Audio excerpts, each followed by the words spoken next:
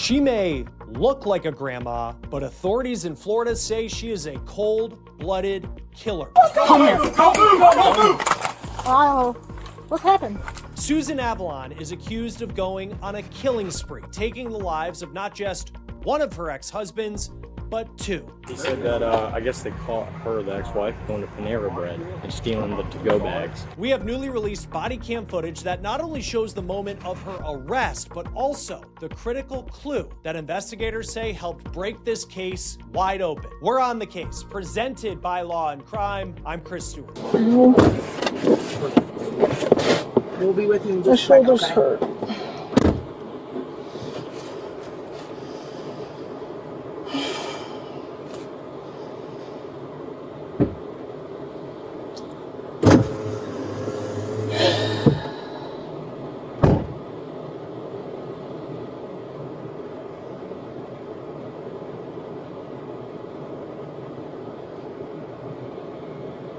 This is what happened just before that, when law enforcement tracked Susan Avila down. Come here. Oh, what's happened? I'll show you more of her arrest in just a moment, but before we get to that, we need to talk about the horror that this woman is accused of committing. This investigation begins on a quiet day in the middle of the week at a home in Manatee County, Florida. It's not far from Tampa. Manatee County 911, what's the address of the emergency? Hi, I'm at, I don't know what just happened. I heard him out from the door. Allegedly shot him. The questions that the deputies asked him is, who could have done this to you? And he says, possibly my ex-wife. Scott was rushed to the hospital, and there he passed away. But with some of his final breaths on earth, he put police allegedly on the trail of his killer, someone who police would learn had already allegedly killed someone by the time she showed up at his door. And that woman's name is Susan Avila. She used to be married to Scott. She's a 51-year-old woman, and on top of the Panera bag, on top of the ID from the victim, the 911 caller said whoever killed her dad drove a silver van. And what did police do? They looked up what vehicle was registered to Susan Avila, and it was a Honda Odyssey, a minivan. The color was gray. Police would soon realize that Susan Avila allegedly did not just kill one ex-lover. She is also accused of killing another former partner earlier in the day. And I'll get into that in just a moment. But as we focus on this Manatee County case, police were looking up if there were any local Panera Breads nearby. And they found one just a mile and a half from the crime scene. And they looked up surveillance footage at that restaurant. And there they say they saw Susan Avila inside. He said that, I guess they caught her, the ex-wife, going to Panera Bread and stealing the to-go bags. When? Today, I guess, before this. And that's who the suspect was wearing, is a tote bag from Panera. So they go to a local Panera Bread location, which is about a mile and a half from the scene, and they see the suspect, enter the Panera Bread, go to where the food delivery stand is located, where Uber Eats and DoorDash, goes to that location at Panera Bread, grabs some food, and leaves. Doesn't pay for it. It's not hers. She just decides this is going to be her way to the front door.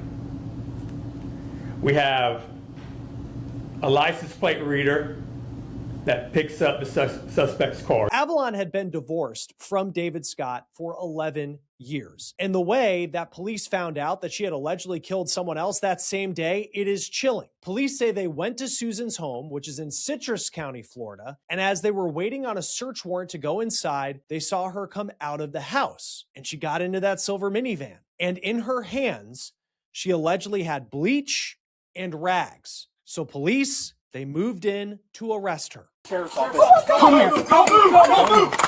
Oh, what's happened? Hi. Come on. Hey, back there. Get the back door. Get the back door. Hey.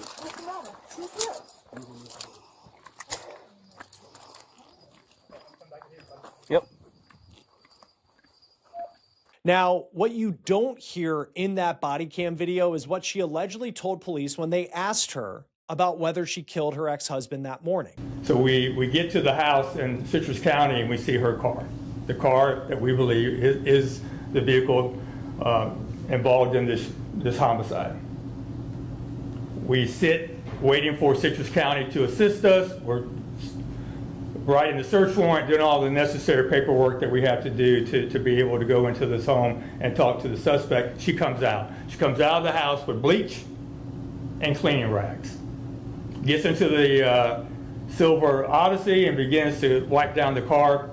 We approach her.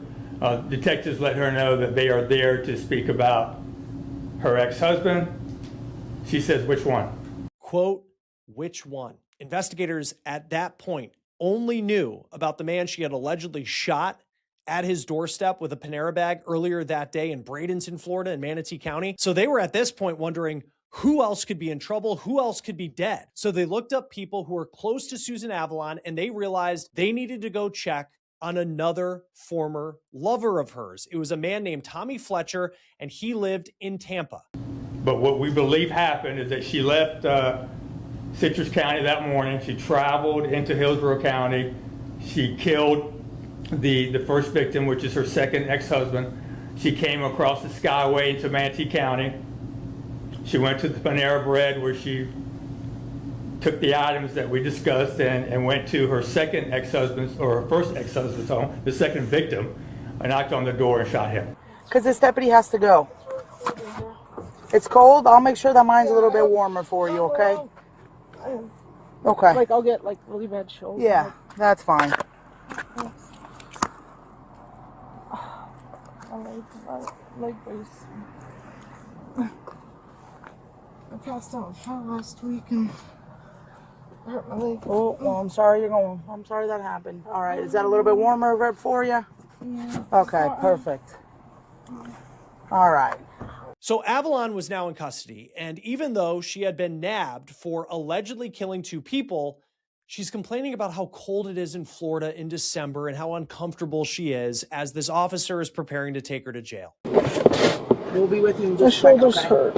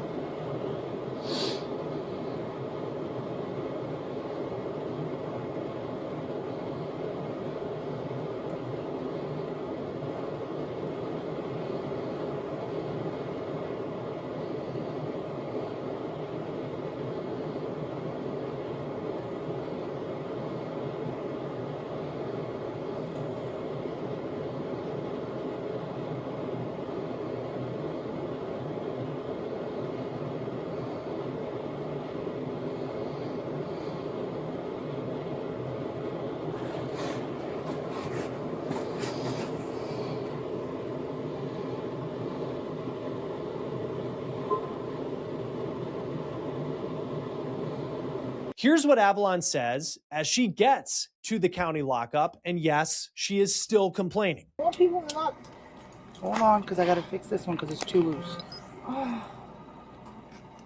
Miss Susan, I need you to stop moving your hands. Well, I can't fix your cuffs if you keep moving your hands. Okay? All right. There we go. All right. You're good. We're going to go right to that door that's right in there, okay? You can put your hands on. This one's good for you. Here, like, subtle. Okay.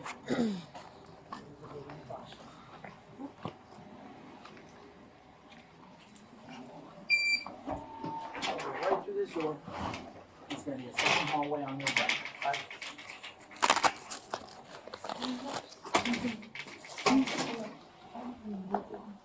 I'll get you I'll see if I have a blanket somewhere in there to get for you, okay?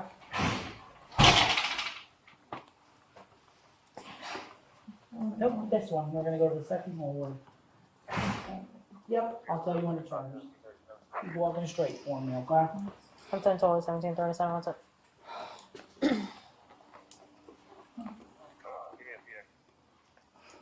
I'll let him know. We're gonna go right to that open door.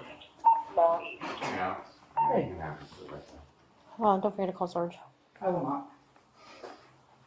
Right in here. Okay? Yeah, a seat in here, there's some water for you. We'll Okay? stay 10, 12 until you guys have everything seen? Okay. Yeah. Yeah. Naked. We'll see if I can use something to cover this all side.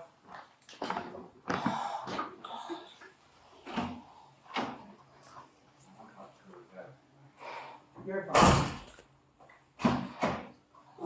Is it, are you on in there? Are you on in there? Okay. You know my phone to call Sarge? Or? No, I can go out once that switch is there. Stay on. I have a EMS pump in my car. If you want me to know, it's fine. It's just a hang down. It's just a underwear or my shoes. My question is, Yeah, Sarge, yeah. Okay. Let me go get my phone and then you should be good to rock and roll. Okay. Sarge.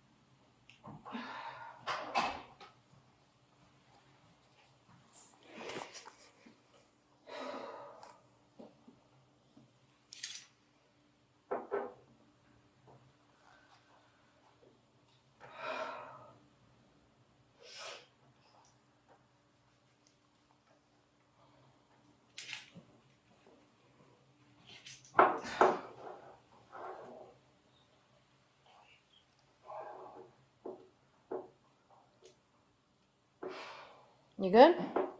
Just hurts? I have a bunch of blood clots on this side. It's really hurting.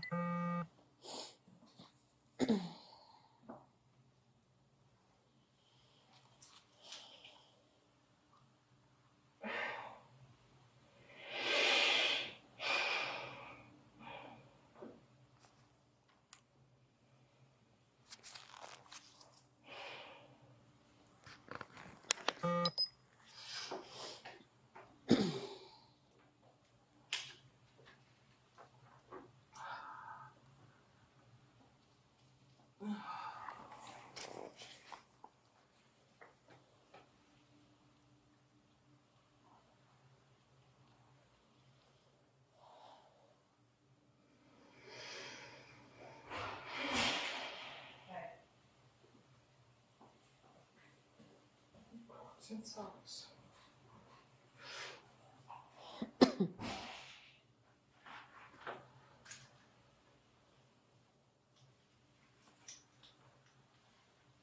Now, it's hard to tell whether Susan Avila here is looking down and huffing and puffing because she's coming to the reality of what she's allegedly done and the fact that she's about to be charged with the murders of two men and she may never be free ever again. Or is it she's just uncomfortable because she says she has health issues? Now, this is an image of Susan Avila appearing in court. In the case that is playing out in Tampa, that's the death of Timothy Fletcher, who she allegedly killed before driving to Manatee County and killing her other ex-husband, David Scott. Susan Avila is charged with premeditated first-degree murder. And prosecutors in that case have said they plan to go for the death penalty. Now, there are questions about why it took so long for law enforcement to realize that Fletcher had been killed in Tampa. I want you to look at this pretrial detention document that we found. And it says, on the same day that Fletcher was killed, his phone allegedly made a 911 call around 12:40 in the afternoon. And prosecutors say when they listened to that call, and it has yet to be released to the public, prosecutors allege you can hear gunshots on that call, and then it hangs up. The dispatch then calls that phone number back, and a woman answers the phone, according to prosecutors. And that woman told dispatch, no problem here. She was just exercising, and there was no need to send an officer over. And police then canceled the call for service, and they would not find Fletcher until Avalon was arrested the next day, and not until after she allegedly killed another man in another county. Now, Tampa police were asked about this by a local television station, 10 News in Tampa, and Tampa police stands by their dispatcher. They say the dispatcher didn't realize that anything was wrong, and they followed protocol. In the Manatee County case, Avalon is facing a charge of second-degree murder with a firearm, and that charge does not allow for the death penalty. But again, the Tampa prosecutors, Hillsborough County, they are going for the death penalty against Susan Avalon. These cases are still separate. Now, clearly, there is a connection that goes back years between Susan Avalon and the two men who she allegedly killed. So you have to wonder, were there any red flags out there? Anything that might indicate that this woman allegedly wanted to turn to violence and would do it in a way that is so terrifying in the middle of the day, in the middle of a week? This is what we found on her social media. We did some digging and we took a look at Susan Avalon's public Facebook posts, and she was active. And while these posts are not part of the official police investigation, they appear to reveal a person grappling with profound anger, betrayal, and a desire for a fresh start. So the posts that we found go back several years. In July of 2020, we found that Susan Avalon appears to have been seeking a legal separation. On July 8th, she posted in a Facebook group, quote, "Please recommend a great divorce lawyer. The judge has already granted me a permanent injunction for protection from DV." Now, a permanent injunction for protection from DV, meaning domestic violence. So just days after that, July 13th, 2020, Susan's focus appears to turn to her name. She posted another question seeking advice on what the courts would allow. Quote, "What did the courts allow you to change your name to? I would like to just drop my last name altogether and go by my first and middle name. If they will not allow that, a new last name that I choose, or even a previous married name." So now we're going to fast forward a bit. October 5th, 2025, so just about 2 months before the shooting, she posted a bitter reflection on betrayal, and this time on a different account. She said, quote, "It's really amazing how you can give someone everything and do things for that person that no one else would ever do for them, and then they turn around and kick you in the gut and stab you in the back. If I have your back, you should have mine. And if you don't, then you'll watch mine walk away someday, right when you realize what you had." Now that is striking. But perhaps the most striking and frankly chilling post that we found, it's not a status update about divorce or betrayal. It's actually an original poem that she shared publicly. And the poem is titled "Hell to Pay." And in it, she describes a childhood encounter with the devil who tells her the world belongs to him. And the poem wrestles with the choice between an easy, compromised life and a difficult, righteous one. So this is a portion of this poem that Susan Avalon apparently wrote. Quote, "I have seen the devil's face.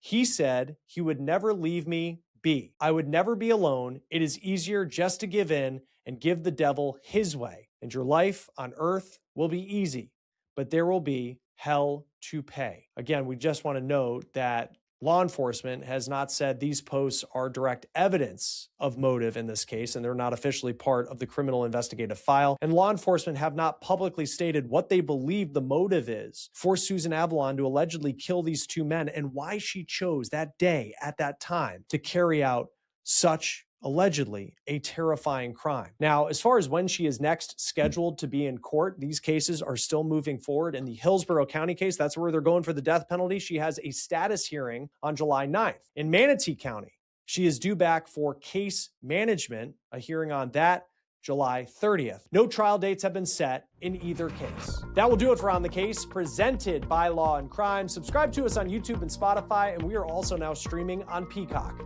I'm Chris Stewart.